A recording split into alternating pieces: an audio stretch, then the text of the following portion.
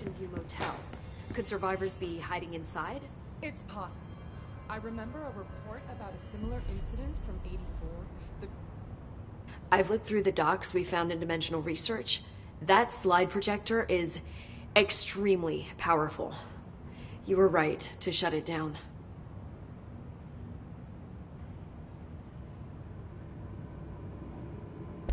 How do you feel about me taking over as director? You act like it just happened. You've been director since we first met, remember? I'm still thrilled. Nothing's changed. Not for me. But the Bureau has changed. Trench and Darling are gone. Their knowledge, anything not written down, disappeared with them. They knew the Bureau better than anyone.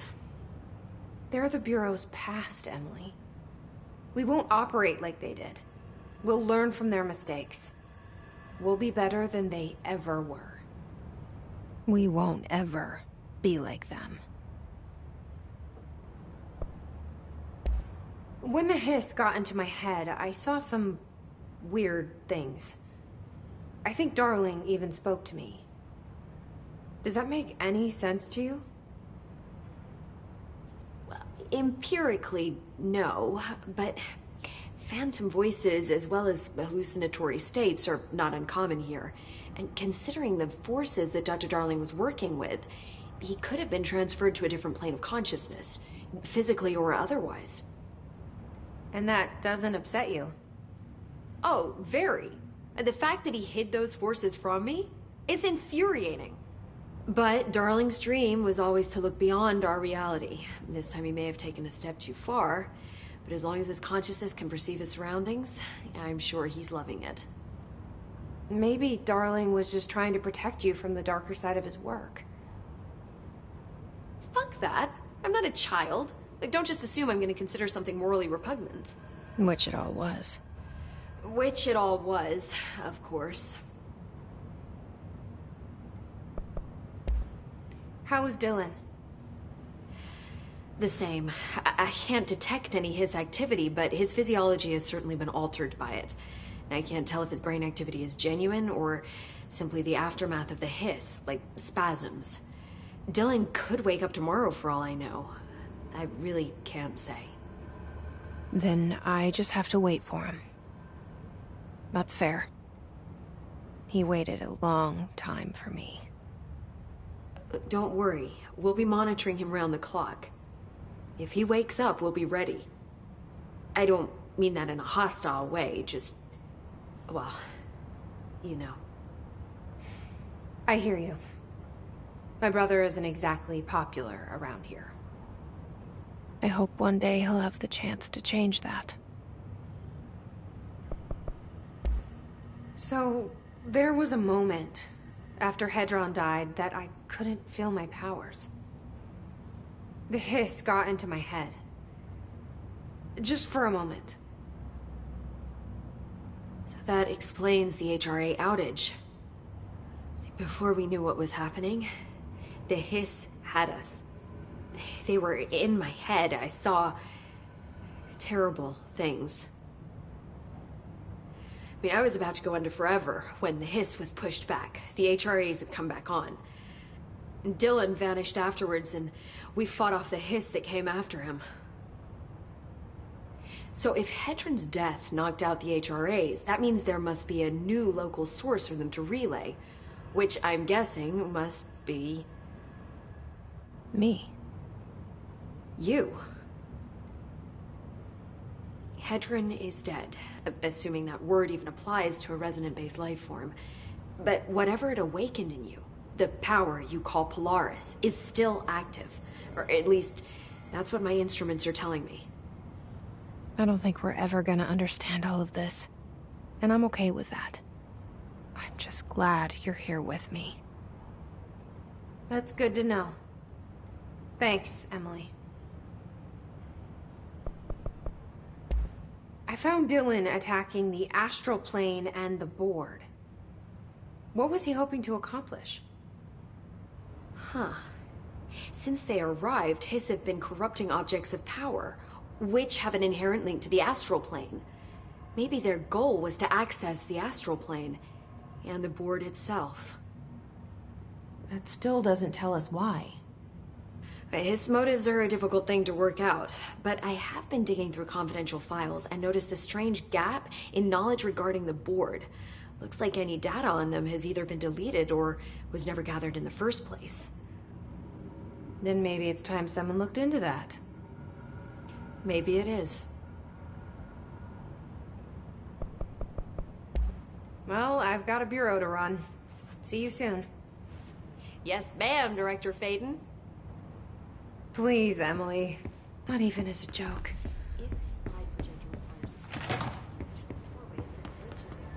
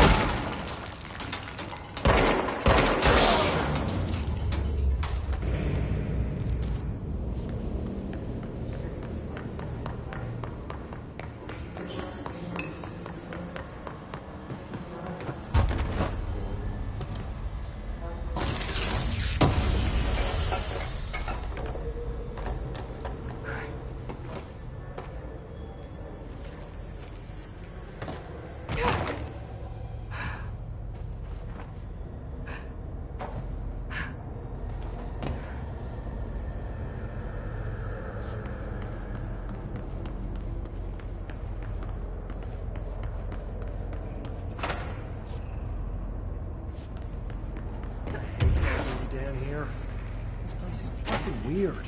This is nothing. The clocks? Now that's weird. What's weird about a bunch of clocks? Shut up! I think that's the new director.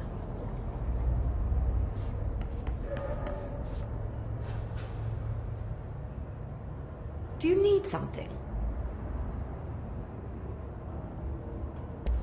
I assume you'll be staying with us until the mold is eradicated. Indeed. Until I find a permanent resolution to this pesky fungus business, I'll be here. Perhaps even beyond that, seeing as you are quite understaffed at the moment. Though I hardly have a say in my own comings or goings. Your oldest house won't open the exits until those hiss monstrosities are cleared out. Glad to have you along for the ride. Will the mold be under control anytime soon? We were barely containing it with weakly controlled burns. Just look at how it has spread after a few days of non-interference. It's beyond the threshold now. The floodgates are open. So that's a no. Americans. With Darling gone, I'm putting Emily Pope in charge of the research sector. Are you okay with that? Perfectly. You have pulled Excalibur from the stone, and now decree as you see fit, O Queen. What a true meritocracy we live in. Glad to hear it. I had a dream. Or something like one. Darling was there. He told me something, but I can't remember what. I think he's gone. Right. Well, he's never where one expects him to be, is he? Well, thank God. I can finally stop writing these tedious reports that I'm sure he never even took the time to glance at. If you speak to him again, can you tell him I